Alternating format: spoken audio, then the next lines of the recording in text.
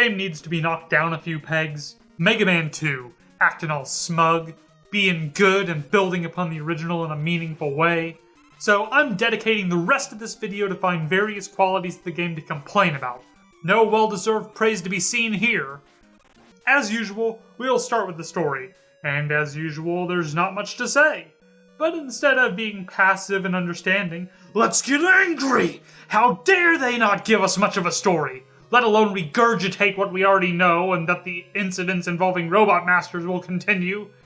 And can you believe this Mega Man fellow getting all cocky after beating Dr. Wily once and having the gall to stand on the roof of a skyscraper without a helmet? Being a super fighting robot is no excuse to ignore occupational safety. On that note, why does a robot need a helmet in the first place? Seems a tad redundant to give a death machine additional headgear. What's it protecting against? Concussions? Hey, can robots get concussions? No! Honestly, the plot doesn't have any crazy developments. It's more or less par for the course based on the last game, right up until the end, where the game reveals that Dr. Wily was an alien all along, finally explaining the whole UFO thing. An amazing twist, on par with the likes of M. Night Shyamalan, that gets completely undermined by another twist, that the alien was just a hologram produced by Wily. Well, I guess this at least establishes Wily is an Alien fan, so he can't be all bad. Gameplay! Oh, you're not softening me up that easy, game. The fundamental gameplay of Mega Man 2 is more or less identical to the original, apart from removing the odd physics glitch and replacing all the weapons. So, let's start with that. And by extension, the Robot Masters, I guess. Right off the bat, the weapon weaknesses make far less intuitive sense than the likes of Mega Man 1. With some exceptions. Bubble Lead is good against Heat Man. Alright. Woodman is weak to Atomic Fire. Right on. Leaf Shield beats... Airman? Air Shooter beats Crash Man. Okay, you lost me, game. Right, so the vast majority of these don't make much sense. Not least of which is Metal Blade, which seems to be the kryptonite of every robot and their brother. It's an omnidirectional rapid-fire weapon that honestly trivializes the entire game and breaks the game's difficulty like a metal blade to a metal man. Honestly, there's no real reason to talk about the other weapons because Metal Blade just puts them all to shame. But I will, because frankly I don't have enough to complain about otherwise. Leaf Shield is a bit too situational for me to provide specific examples of the best time to use it. Atomic Fire is literal hot garbage. Bubble Lead is only good in 2 scenarios, of which only one makes sense.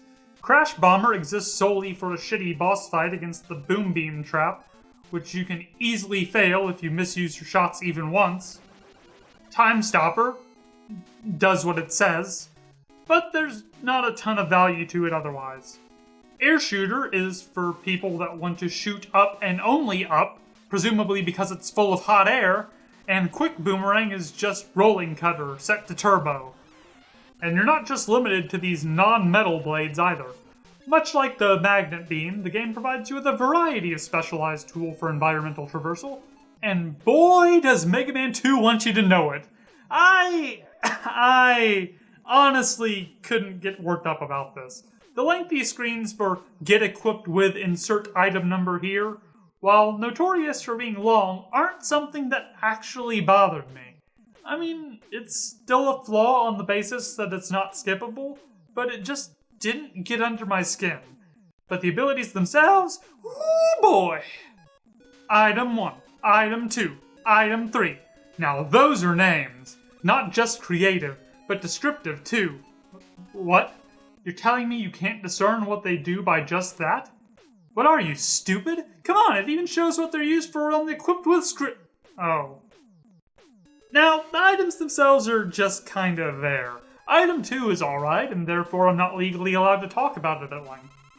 Item 1 and 3, on the other hand, are pretty odd. Item 1 creates ascending platforms for you to jump on, and Item 3 creates bouncing platforms that stick vertically to walls to help climb them. Yeah, they're a bit redundant. I can't really think of a good reason why they couldn't have been better off collapsed into a single item. Perhaps something between 1 and 3. A sort of Item 2, yes. And it could be shaped like a dog. At any rate, Item 3 is an abject failure for basically being a more wasteful version of Item 1. I suppose for a more tangible explanation, Item 1 creates a floating platform for a set amount of energy and can have multiple active at once, while Item 3 produces a single, non-floating platform that drains your energy for as long as it's on screen. You'd be lucky if you get to use it more than once without having to recharge it during a stage. And on the subject of stages, let's talk about why Quickman's stage is a load of wank. This is probably the worst stage out of the entire classic Mega Man series, and with good reason. It's full to the brim with instant death lasers that require a relatively high degree of precision if you want to avoid being obliterated ad nauseum. Not even the rewind feature can make me overlook this design failure.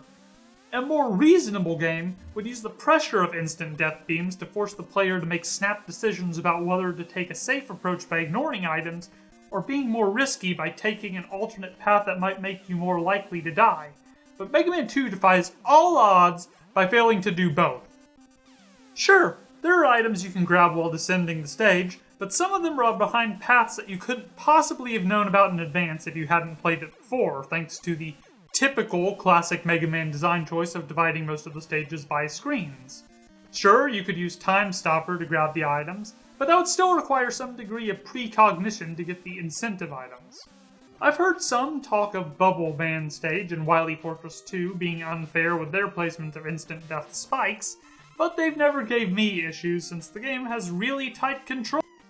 What I meant to say is that the placement of the spikes are complete bullshit and are completely unfair to people with zero flight control.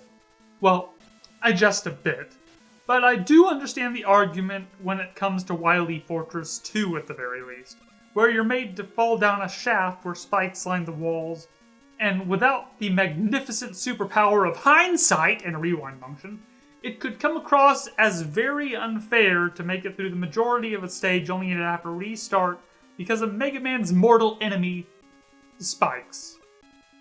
I guess that's it. The visuals and soundtrack are too good by NES standards, and probably most standards, for me to talk about them. So I guess that's all there is to this critique.